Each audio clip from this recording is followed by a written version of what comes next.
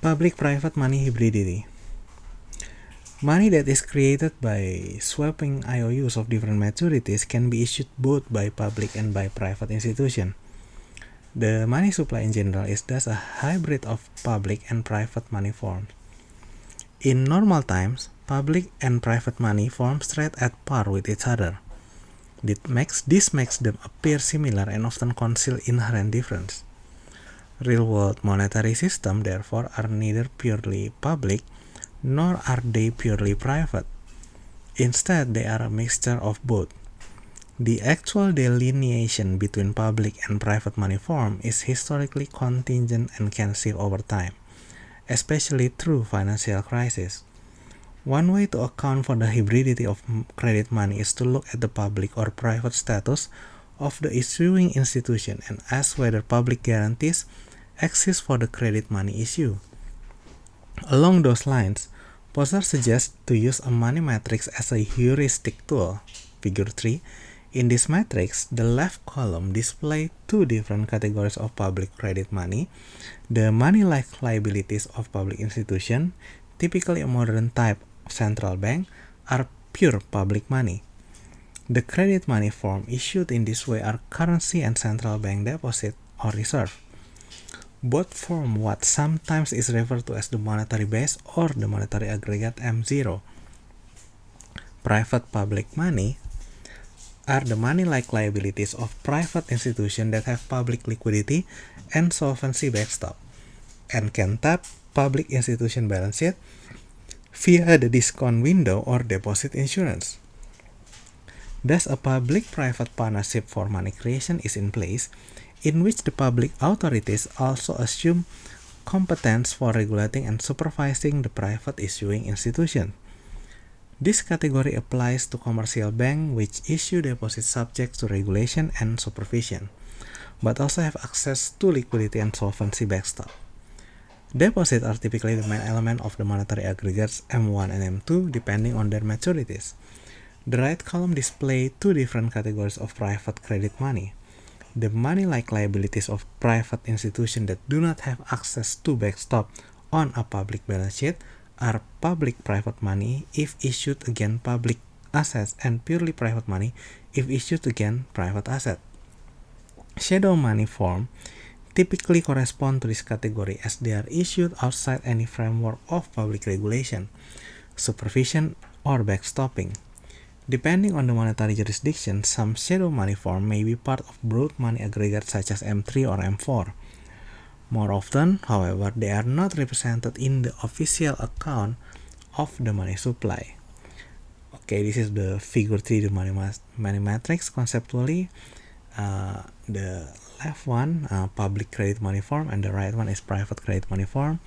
The first is pure public money issued by a public institution, e.g. central bank, where public institution have on the left side is any asset, and the right side is pure public money. So this one is their liabilities.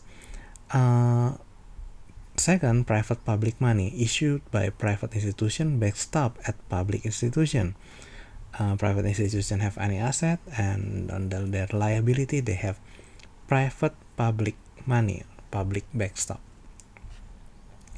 The third one is public-private money.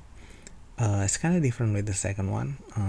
This public-private money is issued by private institution while have public asset as collateral.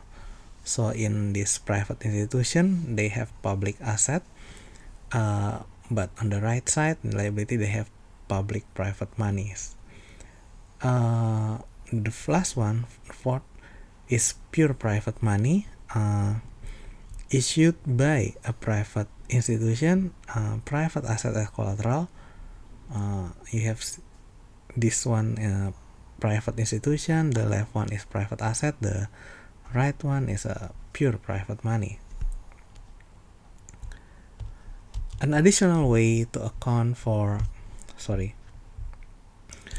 the hybridity of the credit money system is to look at the public or private status of the debt certificates involved in the process of swapping IOUs to create credit money. Do the institution issuing those certificates have a public or private status? We can imagine that in the swap of IOU logic, public or private short-term IOUs are issued as credit money against public or private longer-term IOUs. This leads to the four options depicted in Figure 4, which adds nuance to the categories of pure public and private public money in Poser money matrix. Accordingly, central bank money, such as banknotes or central bank deposits, can be created by purchasing public debt, e.g., government bonds as is traditionally the case in the US, or by discounting private debt, as was common, for example, in the banking system of the British Empire. CV Mintz 1944 on the real bills doctrine. While the terminology varies, both acts of money creation correspond to the swap of IOUs logic, with the main difference being the type of the longer-term IOU against which the short-term IOU is swapped. The same thought can be applied to credit money issued by private institution. For example, a bank can create a deposit by purchasing public or private bonds, or by handing out loans to public or private institution. Okay, this is Figure 4, hybridity in the swap of IOUs logic, conceptually. On the borrower, you have public institution, e.g. treasury, and private institution, corporation, while credit money issuer have public institution, which is central bank, and private institution, which is bank or shadow bank. Okay, the relation between public institution with public institution in this is central bank.